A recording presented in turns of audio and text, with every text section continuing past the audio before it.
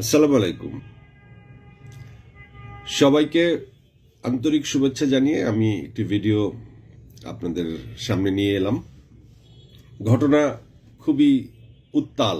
FDC, সবাই বলছে যে এফডিসির এই নাটক আর কতদিন চলবে, কিন্তু নাটক যাই হোক, আমি প্রথমেই আমার ব্যক্তিগত তরফ থেকে কংগ্রেচুলেশনস জানাতে চাই নিপুণকে। ইলিয়াস কাঞ্চন এবং নিপুণ পরিষদের পাশে এবার আমরা ছিলাম। আমি আমার ব্যক্তিগত ভোট নিপুণকে দিয়েছিলাম, যে কারণে আমি এই রায় ঘোষণা হওয়ার পর ব্যক্তিগতভাবে খুবই খুশি। এবং আমি দেখেছি যে সারা দেশের মানুষ ফেসবুকে এবার যেভাবে ইলিয়াস কাঞ্চন এবং নিপুণের পক্ষে ছিল, এটি আমার কাছে কোনো শিল্পী সমিতির নির্বাচন মনে হয়নি। আমার কাছে মনে হয়েছে পাবলিকের একটি ভালোবাসা, একটি সেন্টিমেন্ট জাগ্রত হয়েছে। ব্যক্তিগত শুভেচ্ছা দেবার পর আমার কিছু প্রেডিকশন আপনাদের সাথে আমি শেয়ার করতে চাই। এই প্রেডিকশন শেয়ার করবার জন্য আমি আমার ফোনটা সামনে রেখেছি। আমি কিছু মানুষের সাথে কথা বলবো। আমি কয়েকটি বিষয় আপনাদের সামনে তুলে ধরতে চাই যে আজকে যে আপিল বিভাগের আপিল বোর্ডের যে ঘোষণাটি আপিল বোর্ডের প্রধান সোহানুর রহমান সোহান ঘোষণা দিলেন, সেটি কার্যকর হতে কোনো বাধা আছে কিনা, কিংবা এটি কার্যকর হলেও ভবিষ্যতে আরো কোনো ঘটনা ঘটবে কিনা, এই প্রেডিকশনটা নিয়ে আপনাদের সামনে হাজির হয়েছি। আমি কয়েকটা ফোন দেব, আপনারা আমার সাথে থাকবেন।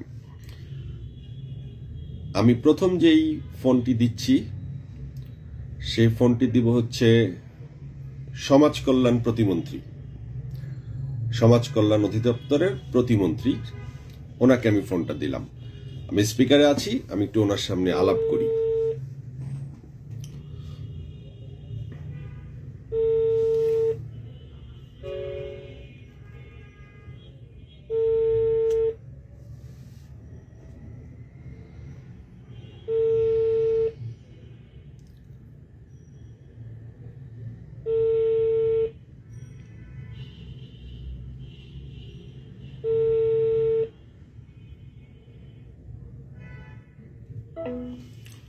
ফোনটা উনি রিসিভ করেনি। আমি ওনাকে নিশ্চয়ই পাবো, অথবা উনি কল ব্যাক করবেন। আমি আবার ফোন চেষ্টা করছি।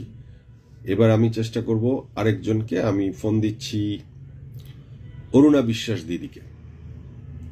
তিনি মিশা সওদাগর এবং জায়েদ খান প্যানেলের নির্বাচিত। দিদি আসসালামু আলাইকুম। দিদি, তোমার ফোনটা রেকর্ড হচ্ছে, তুমি একটু আমার সাথে কথা বলো। হ্যাঁ, না আমি এখন কথা বলতে পারবো না। একটু 1 মিনিট। না না না না, আমি খুবই বাজে অবস্থায়, আমাদের পূজা আজকে, আমি খুব বাজে সিচুয়েশনের মধ্যে আছি। শুধু একটু কথা বলো। ধরো যে আজকের যে রায়টা হয়েছে, আপিল বোর্ডের মেয়াদ তো ছিল 29 তারিখ পর্যন্ত জানুয়ারি। তো নিপুণ তো সিগনেচার করে হার মেনে চলে গেছিল। এখন কি সেই আপিল বোর্ড কি রায় ঘোষণা করতে পারে কিনা, বা তোমাদের কোনো কিছু? আসলে এই ব্যাপার নিয়ে কিছুই বলতে পারবো না। খুবই আমি আসলে আউট অফ মাইন্ড হয়ে গেছি। আমি বুঝতেছি না কি হচ্ছে, আসলে কিছুই বুঝতে পারছো না। বাট তোমরা কি জায়েদ খানের পক্ষে কোনো স্ট্যান্ড নিবা? না, এটা পক্ষ বিপক্ষের বিষয় তো না, বিষয়টা হচ্ছে আইনের বিষয়, তাই না? কোনটা হওয়া উচিত আর কোনটা হওয়া উচিত না, কিন্তু পক্ষ বিপক্ষ করে দেওয়া তো ঠিক হচ্ছে না শিল্পীদের মধ্যে। আমরা সবাই সমান, রাইট। কিন্তু আপিল বোর্ড কি 29 তারিখের পরে এই আপিল বোর্ড কি কার্যকর হয়, যেটা জায়েদ খান বলছিল? যে তোমরা বুঝতেছো এটা কি হচ্ছে, তাই না? সবাই বুঝতেছে কি হচ্ছে। এখন যেটা হচ্ছে সেটা তো সবাই, কি বলবো এগুলো নিয়ে কথা বলা, আসলে আমার কথা বলতে ইচ্ছে করতেছে না। আমি খুবই মেজাজটা খারাপ আছে। আচ্ছা, তোমার কথাটা কিন্তু দিদি রেকর্ড হয়েছে। আমি তোমাকে আবারও বলতেছি, তুমি যদি মানে রেকর্ডটা বলো যে এটা ইয়ে করতে না রাখতে, তাহলে আমি কিন্তু ভিডিওটা অফ করে দিব। তোমার পারমিশন নিয়ে কিন্তু রেকর্ড করলাম। না না, এটা ভিডিও হচ্ছে, যে কারণে আমি রেকর্ডটা কথা বললাম, এতটুকু কথাই আমি রাখবো, তুমি যা বললা। ঠিক আছে? হ্যাঁ, আমি বুঝতেছি না আসলে কি হচ্ছে, সত্যি কথা। আমি নিজের আমার আউট অফ মাইন্ড। আমি মানে তুমি হতভম্ব। হ্যাঁ, আমি কি হচ্ছে বুঝতেইছি না। আমরা এখানে আসলে আমাদের তো একটা সম্মানের বিষয় আছে, তাই না? তোমরা কি এমন হতে পারে যে তোমরা যারা মিশা জায়েদ প্যানেলে ছিলা, যারা নির্বাচিত ছিলা, তারা তোমরা জায়েদ খানের এই সিদ্ধান্তটা কার্যকর হলে তোমরা কি পদত্যাগ করতে পারো? এগুলো এখন কিছুই বলা যাচ্ছে না, কিন্তু একা তো কোনো সিদ্ধান্ত নিতে পারবো না। বাট তোমরা মিলেমিশে কথা বলবো। বাট এক ধরনের আলোচনা তোমাদের ভিতর নিশ্চয়ই হবে। সেটাই না, কাঞ্চন ভাই আছে এখানে, তো আমাদের সিনিয়ররাও আছে, কি হয় দেখি না, কি হয় কি হবে কিছুই জানি না। ওকে দিদি, থ্যাংক ইউ ভেরি মাচ। ওকে ওকে। আমি কথা বলছিলাম অরুণা বিশ্বাস দিদির সাথে। আমি আবার ট্রাই করি সমাজ কল্যাণ মন্ত্রী প্রতিমন্ত্রী মহোদয়কে। একটি বিষয় যেটি জানা গেল সেটি হচ্ছে যে অরুণা বিশ্বাস দিদি এখনো কোনো সিদ্ধান্তে আসতে পারেনি, কিন্তু প্রশ্নটি হচ্ছে জায়েদ খানের যে ইস্যুটি, যে উনি বলতে চেয়েছেন যেটি হচ্ছে যে আপিল বোর্ড 29 তারিখের পর আর কোনো সিদ্ধান্ত নিতে পারে না। সেই বিষয়টি একটু ক্লিয়ার হতে চাই আমি।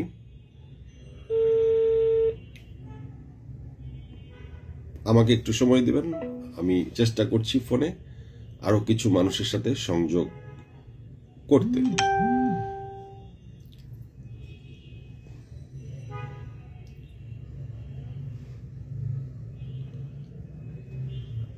যেই প্রেডিকশনটা করা হচ্ছে সেটি হচ্ছে যে জায়েদ খান কি বিষয়টি সহজভাবে মেনে নেবে? জায়েদ খান কি এই নাটকের শেষ এখানেই হবে যে জায়েদ খান তার সদস্যপদ হারালেন? জায়েদ খান প্যানেল যারা নির্বাচিত হয়েছেন তারা জায়েদ খানের পাশে দাঁড়িয়ে যদি তারা পদত্যাগ করে ফেলে, তখন কিন্তু এই পদগুলো শূন্য হয়ে যাবে এবং তখন এই সমিতির কাজ করাটার পথে একটি বাধা হয়ে দাঁড়াবে। বিষয়টি উৎসবমুখর বিজয়ের জায়গায় না থেকে যদি এই দ্বন্দ্ব বিদ্বন্দ্বে চলে যায়, তখন সেখানে একটি ক্রাইসিস তৈরি হবে। দ্বিতীয় হচ্ছে, আমরা জানতে চাই সুস্পষ্টভাবে যে আইনের কোথাও কি আবার এখানে কোনো ফাঁক থেকে যাচ্ছে কিনা। যেহেতু এই আপিল বোর্ড 29শে জানুয়ারি পর্যন্ত কার্যকর ছিল, 29শে জানুয়ারির পর এই আপিল বোর্ড কি কোনো রায় দিতে পারে কিনা, সমাজ কল্যাণ মন্ত্রণালয়ের মাননীয় মন্ত্রীকে যদি আমি পেতাম তাহলে এই বিষয়টি তার থেকে আমি ক্লিয়ার হতে পারতাম। আমি চেষ্টা করে যাচ্ছি ওনাকে ফোন করবার। আমি দেখি যে কতজন মানুষকে কানেক্ট করতে পারি আপনাদের সাথে এই ভিডিওতে। আমি চেষ্টা করছি, আমি চেষ্টা করব ইভেন প্রধান নির্বাচন কমিশনার যিনি ছিলেন পীরজাদা হারুন তাকেও কানেক্ট করতে এবং অন্যান্য আরো শিল্পীদেরকে আমি কানেক্ট করতে চাই যে আপনাদের জানাতে। যদিও এই জয়টি ছিল কাঙ্ক্ষিত, এই জয়টি ছিল সবার চাওয়া, কিন্তু তারপরও প্রশ্ন থেকে যায় যে এই নাটকের অবসান কি হতে যাচ্ছে কিনা। আমরা কি এই প্যানেলটি, ইলিয়াস কাঞ্চন নিপুণ প্যানেলের যারা পাশ করেছে কিংবা জায়েদ মিশার যারা পাশ করেছে, আজকের রায়ের পর কি শপথ হয়ে যাওয়া এবং শপথ হবার পরে একটি স্বপ্নের কমিটি চলচ্চিত্র শিল্পীদের জন্য কাজ শুরু করবে, সেই সুবিধা, সেই সুযোগ এবং সেই আনন্দটি কি বহাল থাকবে কিনা, নাকি আরো নাটকের পর নাটক জন্ম নেবে, সেইটি নিয়ে একটা কিউরিওসিটি আছে সবার মনে। সেই কিউরিওসিটি দূর করবার জন্য আমি চেষ্টা করছি যে বিভিন্ন মানুষকে কানেক্টে আনা এবং তাদের মাধ্যমে তাদের মনোভাব জানা। এনিওয়ে, আমি আবার চেষ্টা করি, এবার আমি চেষ্টা করি নায়ক ইমনকে।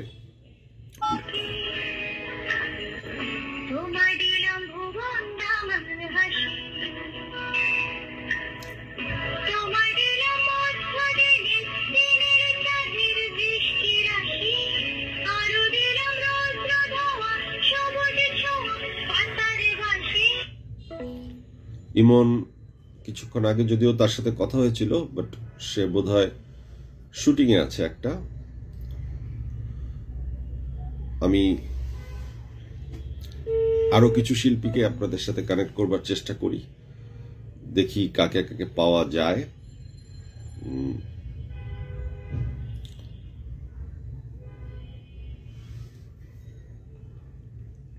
আপনারা আমার সাথে থাকেন। এই নাটকটা কোথায় গিয়ে শেষ হয় সেটা আসলে একটা কিউরিওসিটির ব্যাপার, এটা আমরা জানার চেষ্টা করি মানুষের সাথে কথা বলে।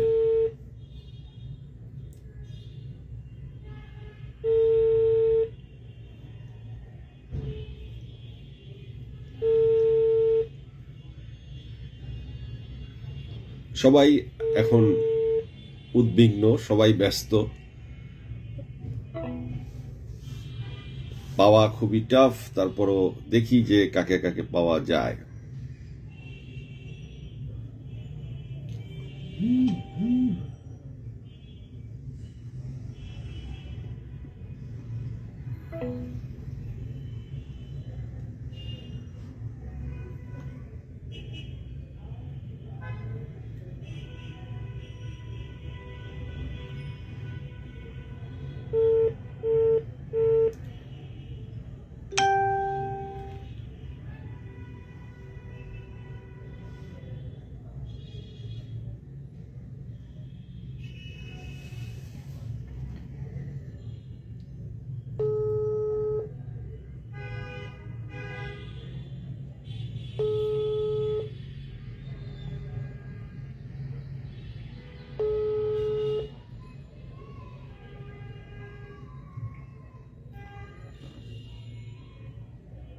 আসসালামু আলাইকুম। জি, মিশা ভাই আছে? একটু শুটিং আছে, জিজ্ঞেস করেন তো ধরতে পারবে কিনা আমার ফোনটা? একটু পরে আপনাকে দিতে পারবে, এই যে মাত্র সেটে গেছে তো। ওকে, ঠিক আছে। জি, আমরা চেষ্টা করছিলাম মিশা সওদাগরকে। আসলে আজকে কেউ ফোন ধরতে চাইছে না বা ফোন ধরবে না, তারপর আমরা চেষ্টাটা করি।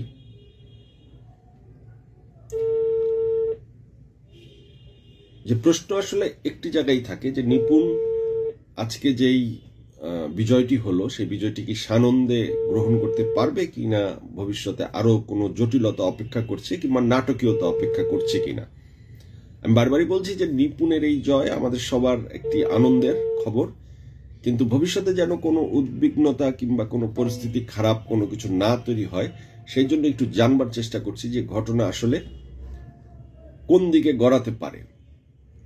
শিল্পীদের মনোবৃত্তিটা কি আপনাদের সাথে একটু শেয়ার করতে চাচ্ছি।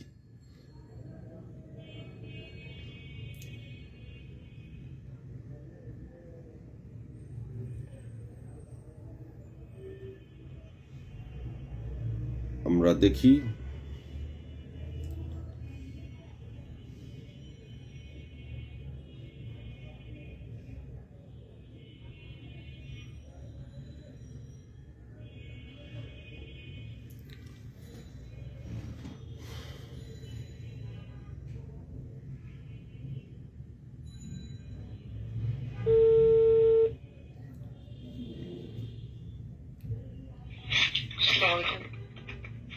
সোহান ভাই আছেন?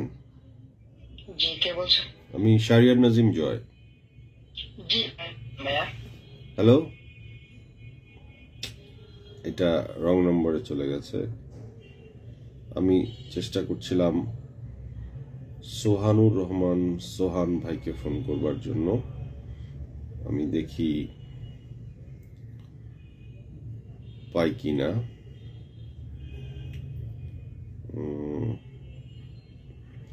আপনারা আমার সাথে থাকেন। হ্যালো, হ্যালো, কে বলছেন? জি আমি সোহান বলছিলাম। না, আমি একটু ভুলে আপনাকে ফোন করছি, একটু রাখেন। আমি এক সোহান ভাইকে ফোন দিতে গিয়ে আরেক সোহান ভাইকে ফোন দিয়েছি, কারণ সোহান ভাইয়ের নাম্বারটা আমার কাছে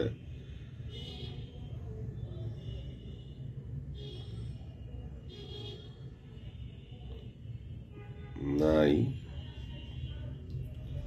আমি দেখি তবু বিষয়টি কি দাঁড়ায়।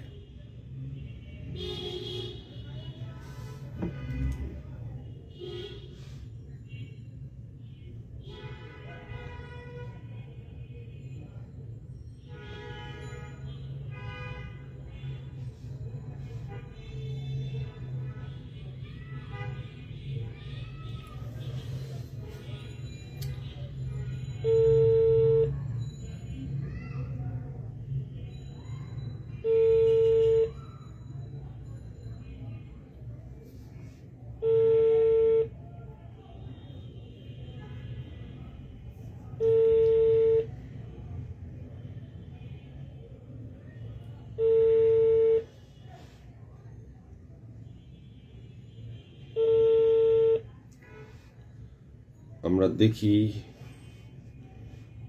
শিল্পীদের, আমরা জানি যে মানুষ খুব খুশি, বাট শিল্পীরা যারা নানান রকম বিভক্তিতে আছে, তাদের অবস্থাটা কি আমি একটু দেখি, তাদের সাথে একটু কথা বলার চেষ্টা করি।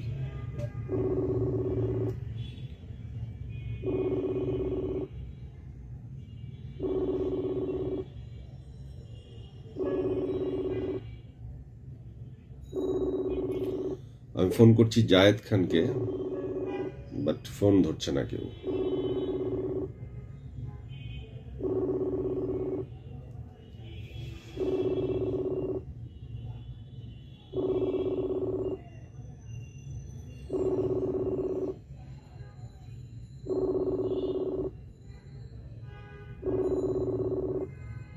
না, ফোন পিক করছে না। আমি দেখি এই বিষয়ে আমরা আর কার কার সাথে কথা বলতে পারি।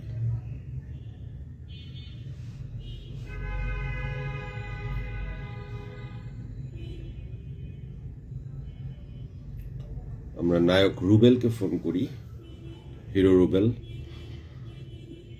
যিনি সহসভাপতি পদে জয়ী হয়েছেন।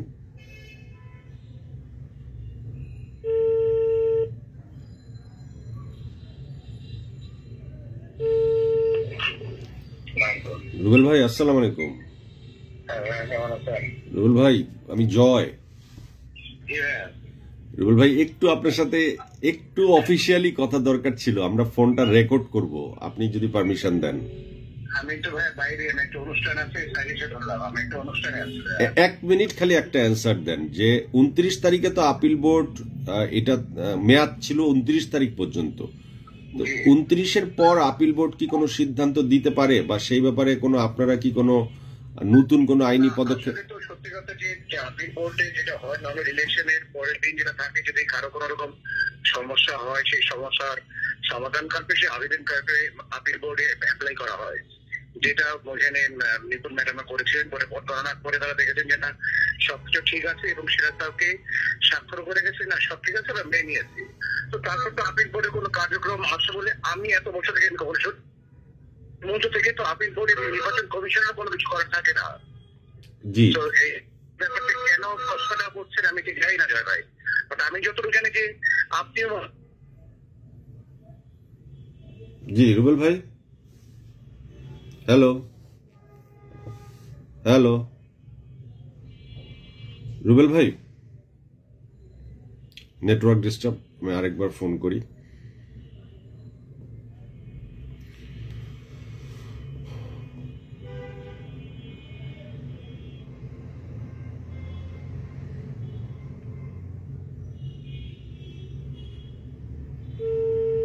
নায়ক রুবেলের সাথে কথা বলছি আমরা। রুবেল ভাই কেটে গেছিল, আমরা কিন্তু রেকর্ড করতেছি কথাটা, আবার একটু বলেন।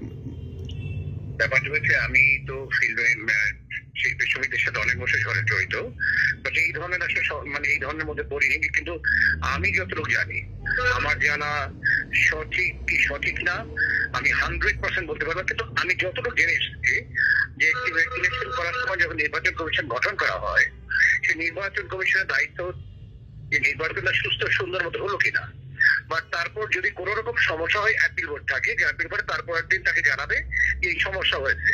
তারপর যদি সেটা শেষ হয়ে যায়, তারপর তো আমার জানা মতে তাদের আর কোন রকম কার্যক্রম কোনো থাকার কথা না। কিন্তু আপিল বোর্ডের চেয়ারম্যান তো সমাজ কল্যাণ মন্ত্রণালয়ে চিঠি পাঠানোর পর সমাজ কল্যাণ মন্ত্রণালয় এই আপিল বোর্ডের প্রধানকে এই দায়িত্ব দিছে।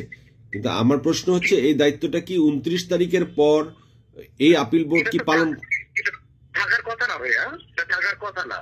আফটার 29 এটা তাদের তো তখন কোনো ক্ষমতাই থাকে না আমি যতটুকু জানি। তো তারা কি ঘোষণা দিতে পারে না? তো এটা আমি জানি না। এটা মানে আপিল বোর্ডে যদি না থাকে, আপিল বোর্ডে যে 29 যে ক্ষমতা ছিল, তারা সেখানে দিয়ে দেওয়া গেছে যে এইরকম জিনিসটা হয়েছে। তারপর তাদের ক্ষমতা আছে কি নেই সেই ব্যাপারটা আমি নিজে কনফিউজ, বিকজ আমার এত বছর জীবনে এই ধরনের ঘটনা কখনো দেখিনি আমি। আচ্ছা রুবেল ভাই, যদি এইটা মানে এই রায়টা যদি কার্যকর হয় এবং আইনানুগ হয়, তাহলে আপনারা মিশা জায়েদ প্যানেল থেকে যারা নির্বাচিত হয়েছেন তারা কি আপনারা জায়েদের পাশে অন্যভাবে দাঁড়ানোর চেষ্টা করবেন, নাকি এই প্যানেলের সাথে একসাথে মিলেমিশে আপনারাও কাজ করবেন? আমি সারা জীবন সত্যের পথে ছিলাম, সত্যের পথে থাকবো। যদি এই ধরনের কোনো কিছু যদি ভেবে থাকি এবং বুঝে পারি যে জিনিসটা অন্যায় হয়েছে, আমি আনডাউটলি আমি রিজাইন দেব। That is true. কোন বিষয়টা অন্যায় হইলে, মানে যেটা আপিল বোর্ড এই ব্যাপারে যেটি আমি জানছি, ব্যাপারটি আমি এটা নেটওয়ার্ক ডিস্টার্ব আবার দেখিনি। জি রুবেল ভাই, যতটুকু জানি যে 29 তারিখে যেটি হয়েছে, তারপর তো আপিল বিভাগে আপিল বোর্ডের কোন ক্ষমতা থাকার কথা না। যদি সমাজ কল্যাণ মন্ত্রণালয় সেই ক্ষমতা তাদের দিয়ে থাকে এবং তারা যদি আইনানুগভাবেই কাজটা করে থাকে, যদি কোনো সন্দেহ না থাকে, তাহলে তো এই কমিটির সাথে আপনারা কাজ করবেন, নাকি জায়েদের পাশে দাঁড়িয়ে আপনারা অন্য কোনো সিদ্ধান্তে আসবেন?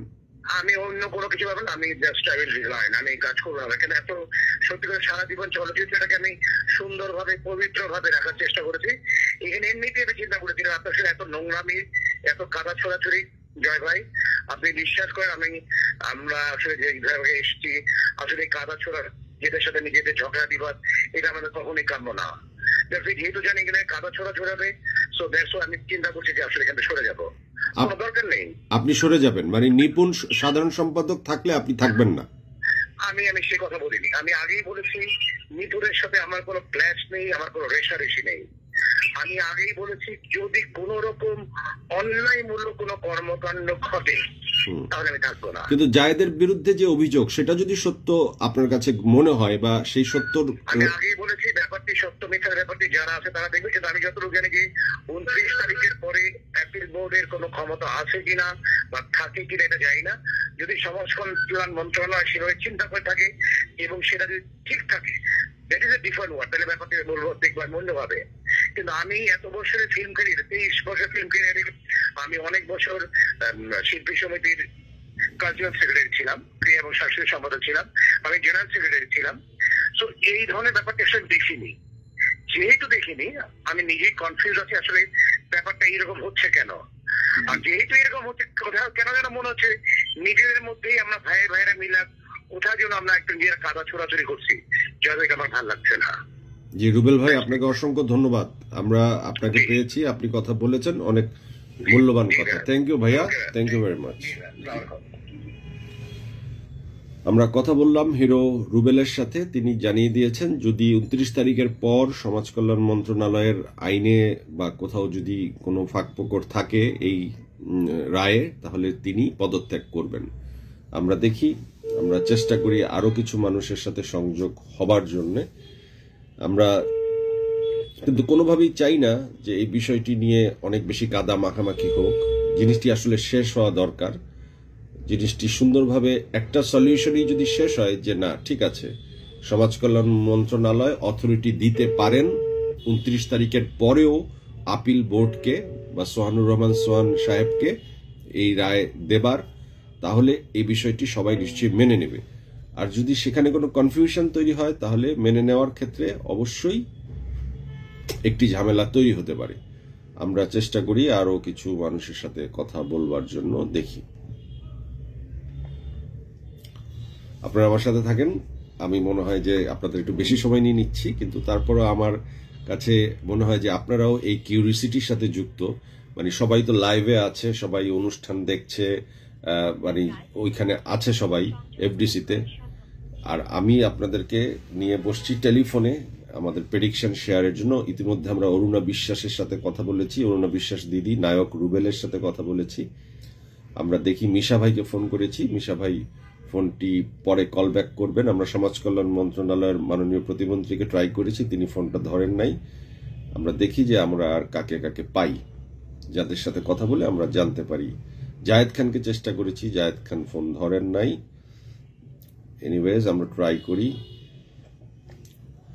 আমরা নিপুণকে ট্রাই করি, নিপুণকে পাই কিনা আমি জানি না, এখন পাওয়া যাবে কিনা, কারণ ইটস ভেরি হার্ড, যে এখন সবাই খুব ব্যস্ত।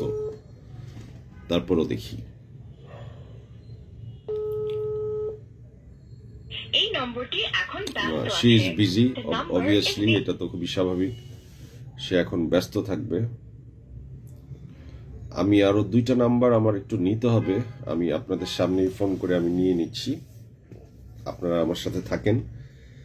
সিনেমা নিয়ে অনেকে বলছিল যে সিনেমা অনেকদিন ভালো না হলেও সিনেমা নিয়ে যে এবার ইলেকশন নিয়ে যে যা কিছু ঘটলো সেটা আসলে অত্যন্ত মানে সিনেমার চেয়েও বড় সিনেমা হয়ে গেছে। বিপ্লব ভাই আমাকে একটু পীরজাদা হারুন ভাইয়ের নাম্বারটা দেন আর সোহানুর রহমান সোহান ভাইয়ের নাম্বারটা দেন। আমি নাম্বারটা কালেক্ট করছি, কারণ আমি আমার এই ফোনে নাম্বারটা পাচ্ছি না।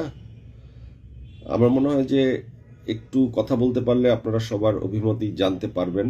আমার সাথে থাকেন একটু, আমি দেখি যে কাকে কাকে পাওয়া যায়।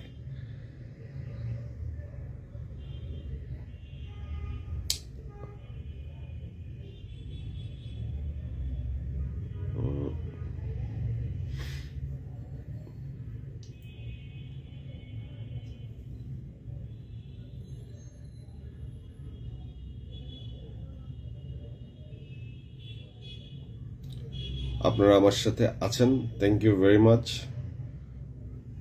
আমরা সোহান ভাইয়ের নাম্বারটা পেয়েছি, কিন্তু আমি দেখি সোহান ভাই ফোন ধরে কিনা।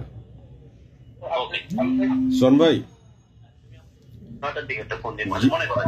জি সোহান ভাই, সোহান ভাই আসসালামু আলাইকুম। সোহান ভাই আপনার কথাটা রেকর্ড হচ্ছে, আপনি কি 1 মিনিট কথা বলবেন? হ্যাঁ বলো। আপনার কথা রেকর্ড হচ্ছে, রেকর্ড। হ্যাঁ ঠিক আছে। আপনি যে 29 তারিখ পর্যন্ত তো আপিল বোর্ডের আপনার ক্ষমতা ছিল, 29-এর পরে আপনি কি কোনো আর রায় দিতে পারেন? এটা সমাজ কল্যাণ মন্ত্রণালয় থেকে আমাদেরকে এই ক্ষমতাটা দান করা হয়েছে। সেটা কি আপনার তারিখটা কি এক্সটেনশন করা হয়েছে যে 29 তারিখের পর আপনি রায় দিতে পারবেন? আমি এই যে আমি সমাজ কল্যাণ মন্ত্রণালয়ের চিঠিটা বলি যে আমরা যখন এই উপযুক্ত বিষয়ে সূত্র ধরেই জানানো যাচ্ছে বাংলাদেশ চলচ্চিত্র শিল্পী সমিতির নিবন্ধন নম্বর এত 28 স্টেডিয়াম ঢাকা 1208 সমিতির সাধারণ সম্পাদক পদপ্রার্থী জনাব জায়েদ খান এবং কার্যকরী পরিষদ সদস্য পদপ্রার্থী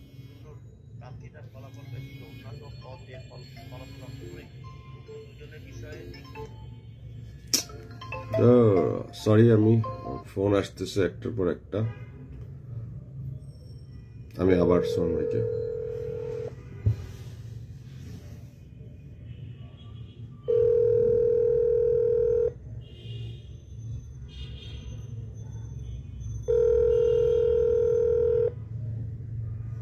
একটা ফোনের ভিতর যখন আবার ফোন ঢুকে যায় তখন না শোনা যায় কথা, এবং আমরা আসলে তখন বুঝতে পারি না। তবে সোহান ভাই যা বলছিল তাতে মনে হচ্ছিল যে সোহান ভাই সমাজ কল্যাণ মন্ত্রণালয় থেকে এই রাইটসটা পেয়েছে, এবং যেহেতু উনি রাইটসটা পেয়ে গেছে সেহেতু আইনত কোনো আর সমস্যা থাকবে না।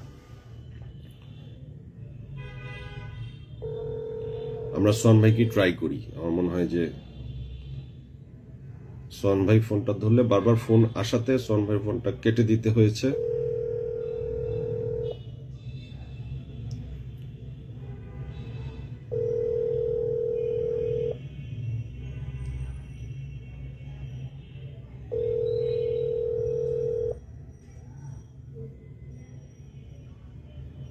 সোহান ভাই, সরি, ফোনটা কেটে গেছিল। আপনি একটু সংক্ষেপে সমাজ কল্যাণ মন্ত্রণালয় যে পাওয়ারটা আপনাকে দিয়েছে এই পাওয়ারটা সম্পর্কে যদি বলেন।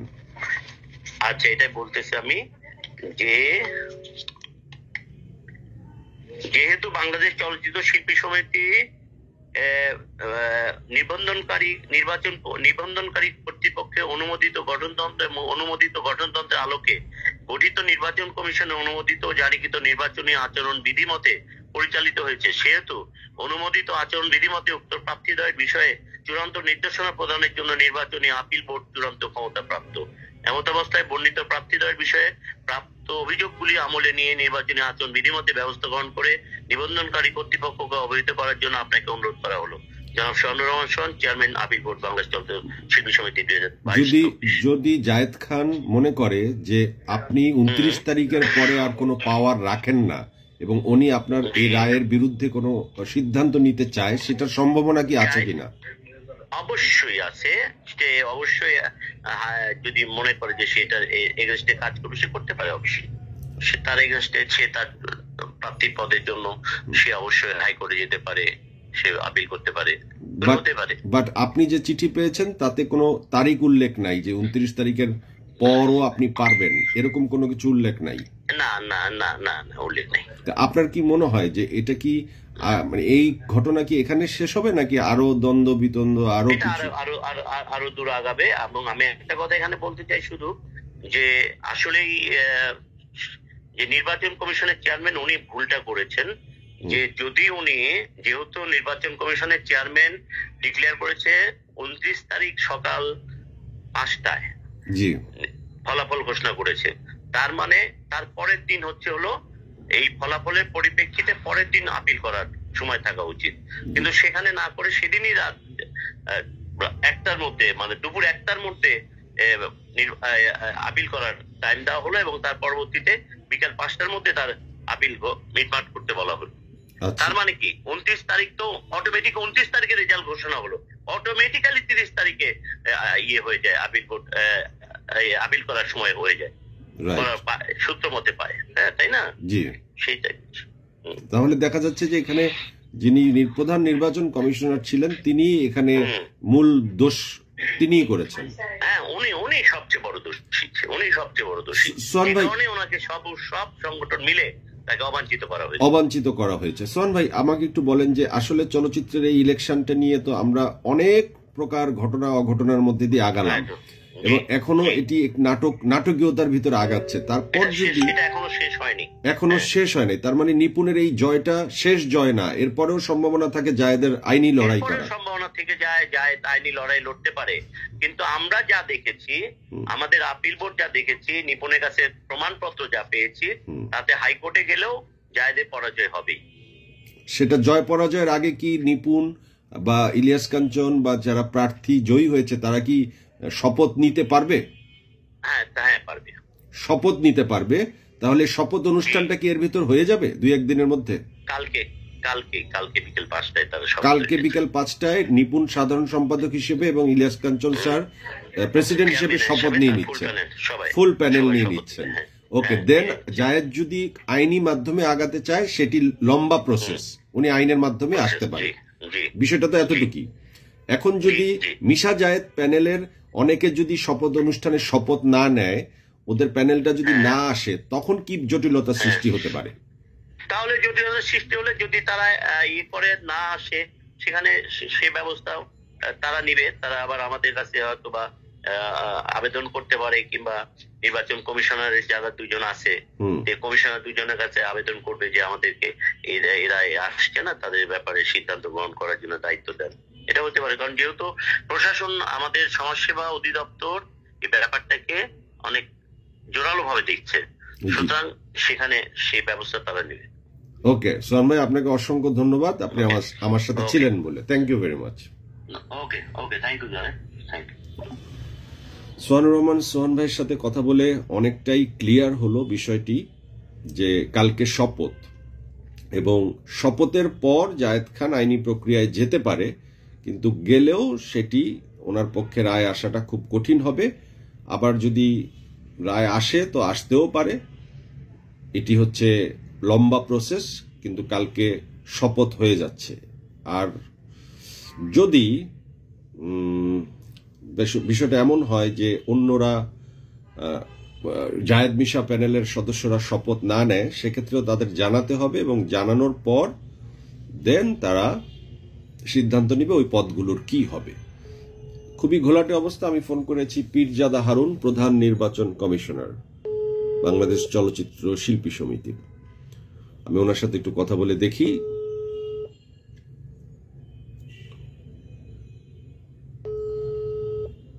মনে হয় না উনি ফোন ধরবে।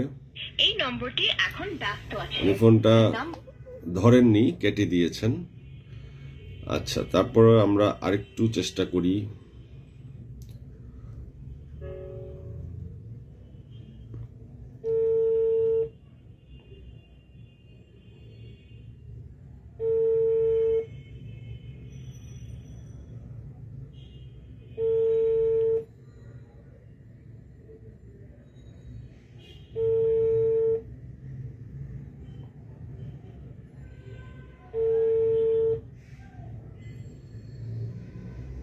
আজকে যাদের পাচ্ছি এটা ভাগ্য, আসলে পাওয়ার কথা না, কারণ সবাই তো এই মুহূর্তে আসলে এটা কারেন্ট ইস্যু, সবাই দৌড়াদৌড়ি করছে এবং সবাই ব্যস্ত।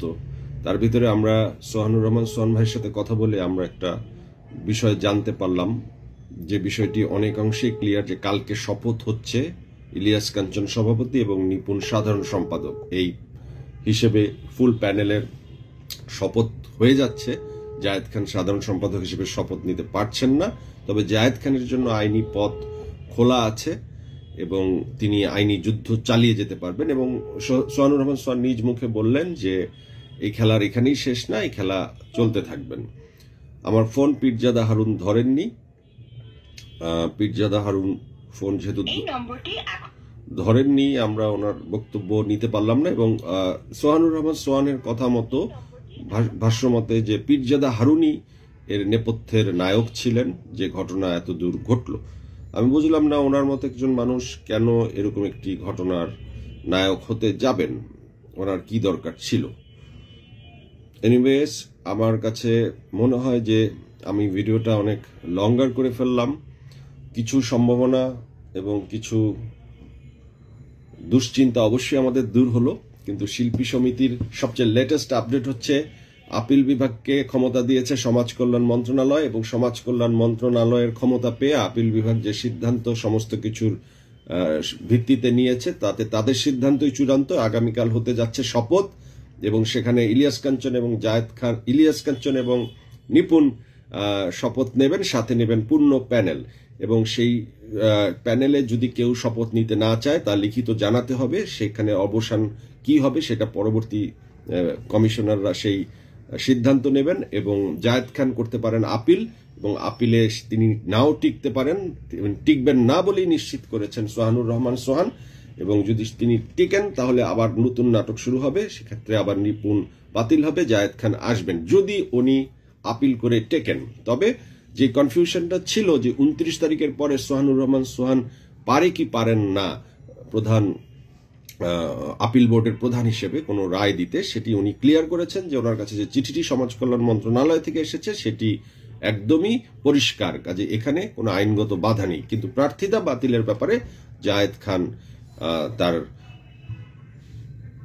আইনি লড়াই চালিয়ে যেতে পারেন। তো বিষয়টি একদম আইনি লড়াইয়ের দিকে চলে গেছে। আমরা লাস্ট একটু ট্রাই করি, দেখি পাই কিনা, আমরা চেষ্টা করে দেখি যে আর 1-2 জনকে পাই কিনা।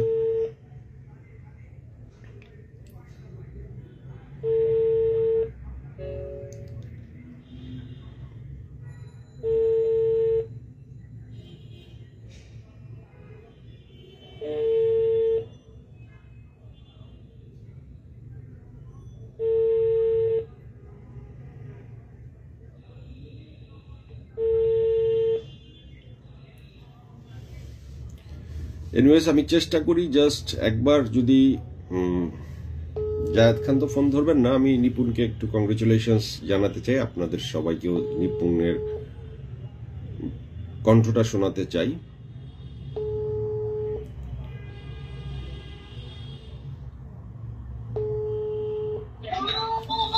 নিপুণ, নিপুণ তুমি ক্যামেরায় ভিডিওতে আছো, তুমি একটু সবাইকে কংগ্রেচুলেশনস জানাবা দর্শকের উদ্দেশ্যে, তুমি একটু কথা বলো। বলো। এই যে ফোনে রেকর্ড হচ্ছে, বলো। ভিডিও না, তুমি ইয়েতে থাকো, কি বলে এটাকে, এখানেই তুমি স্পিকারে বলো, আমি রেকর্ড ফোন কলটা তোমার শোনাচ্ছি। আচ্ছা ঠিক আছে, আসেন বলো। সবাইকে অনেক অনেক ধন্যবাদ আমার পাশে থাকার জন্য, এবং প্রথমে ধন্যবাদ হলো আমার ভোটারদেরকে, তারপরে হলো পুরো দেশবাসীকে। এটা আসলে শুধু আমার জয় না, এটা পুরো দেশবাসীর জয়। নিপুণ, আজকে যে প্রক্রিয়ায় তুমি জিতলে, আমি দেখলাম তুমি চোখের পানি ঝরালে, তোমার অনেক কষ্ট হয়েছে এবং এটি অত্যন্ত বড় সাকসেস, কিন্তু তুমি কি মনে করো যে এটা এখানেই শেষ, নাকি জায়েদ খানের কোনো সুযোগ আছে পরবর্তীতে আইনি লড়াই করে তোমাকে আবার এই পদ থেকে সরানোর? উনি এখন যেখানে যাবে আমি সেখানেই আসবো, সবকিছু মোকাবেলা করার জন্য আমি প্রস্তুত। তোমাদের শপথ তো আগামীকাল হচ্ছে। আগামীকাল হচ্ছে, এখন আমি কিছু জানি নাই, কারণ আসলে এফডিসি তে এত মানুষ, আমি ওখান থেকে আসলে বের হয়ে চলে আসছি, আমার কিছু কাগজে সাইন লাগবে, সেজন্য আমি বের হয়ে আসছি। নিপুণ, তোমার এই জয়ের পেছনের শক্তিটা কি? দেশবাসী, আমার এই জয়ের পেছনে 17 কোটি মানুষের সমর্থন, যেভাবে আমাকে দেশ বিদেশ থেকে মানুষ ফোন করেছে, যেভাবে সবার চোখে জল পড়েছে, আমার মনে হয় শক্তিটা ওখান থেকে এসেছে। তুমি যদি আমাকে আর 1 মিনিট সময় দাও, আমি ভিডিওতে তোমাকে দেখাতে পারি।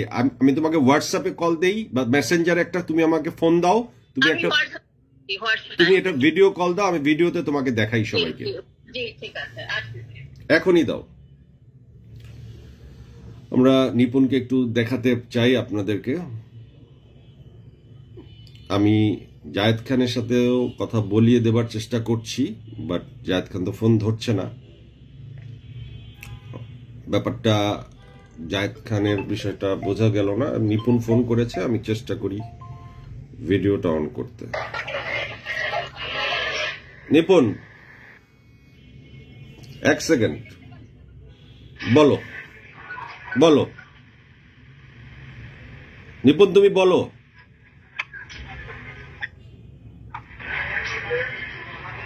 জয় ভাই, বলার কিছু নাই, সবাইকে অনেক অনেক ধন্যবাদ, যেভাবে সবাই আমার পাশে ছিল। তো আমার মনে হয় যে এটা আসলে আমার জয় না, এটা পুরো বাংলাদেশের, পুরো বিশ্বের জন্য একটা জয়, পুরো বাঙালির সবার জন্য জয়। নিপুণ, তোমাকে যে এত মানুষ ভালোবাসে,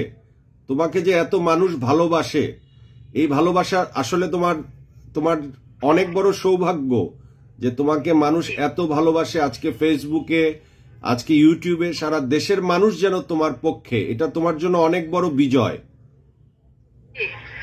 তোমাকে অনেক অনেক কংগ্রেচুলেশনস।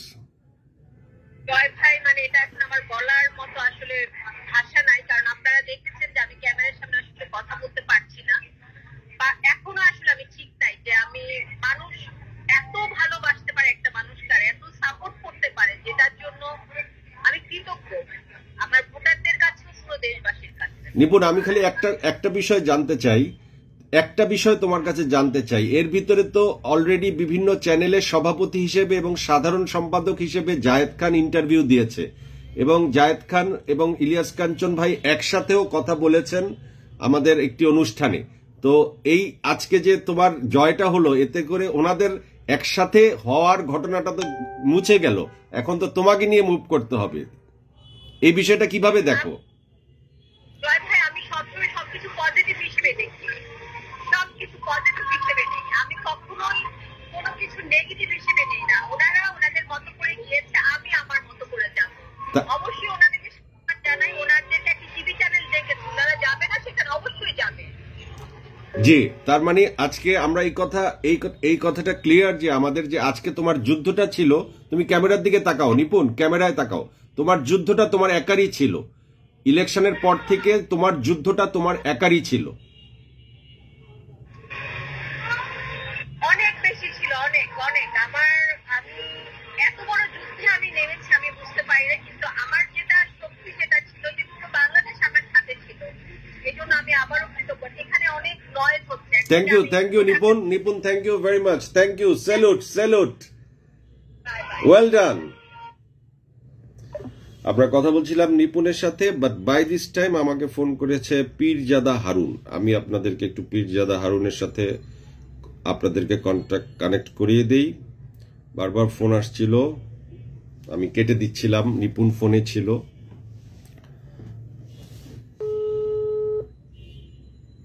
হ্যালো হারুন ভাই, আসসালামু আলাইকুম। হারুন ভাই, আপনার ফোনটা রেকর্ড হচ্ছে। হ্যাঁ, রেকর্ড। আচ্ছা হারুন ভাই, সব অভিযোগ তো আপনার বিরুদ্ধে। আপনি চুমু খাইতে চাইলেন, আপনি জায়েদকে জিতাই দিলেন, সোহান ভাই তো সব পরিষ্কার করলো, আপনাকে অবাঞ্ছিত ঘোষণা করলো। আপনি একজন ঊর্ধ্বতন সরকারি কর্মকর্তা, তারপরে আপনি একজন অভিনেতা, আপনি একজন খুবই অমায়িক মানুষ হিসেবে পরিচিত ছিলেন, এখন তো আপনি জাতীয় ভিলেন। আপনার অভিমত কি? আচ্ছা, আমার অভিমত বলি, আজকে যে আদেশটা দিয়েছে এটা বৈধ আদেশ হয়নি। কারণ যে কোনো নির্বাচন, জাতীয় নির্বাচন সহ স্থানীয় সরকার নির্বাচন বা বিভিন্ন সমিতি নির্বাচনে একটি শিডিউল থাকে বা তফসিল থাকে। তফসিলে কে কবে কি করতে পারবে তার দিন তারিখ নির্ধারণ করা থাকে। এই তফসিলের বাইরে যাওয়ার ক্ষমতা কারণ নেই। এই তফসিলে বর্ণনা থাকে অমুক দিন বা মনোনয়নপত্র কিনতে হবে, অমুক দিন দাখিল করতে প্রত্যাহার করতে হবে, অমুক দিন রেজাল্ট দিতে হবে, অমুক দিন আপিল হবে, অমুক দিন চূড়ান্ত ফলাফল হবে। কিন্তু সোহানুর রহমান সোহান ভাই যে চিঠিটা পড়ে শুনিয়েছে সেই চিঠিতে তো উল্লেখ করা আছে যে সমাজ কল্যাণ মন্ত্রণালয় আপিল বিভাগের চেয়ারম্যানকে সব অথরিটি দিয়েছেন সব সিদ্ধান্ত নেবার, এবং ওই অথরিটিটা অবশ্যই এই শিডিউলের মধ্যে থাকতে হবে। সমাজ কল্যাণ মন্ত্রণালয় বলেছে যে এটা নির্বাচন সংক্রান্ত তাদের কোনো এখতিয়ার নেই।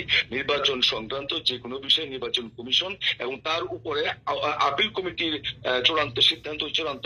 ইহা সত্য যে নির্বাচন কমিশন যে রেজাল্ট দিবে তা বাতিল এবং বহাল রাখার একমাত্র চূড়ান্ত অধিকারী হলো আপিল কমিটি।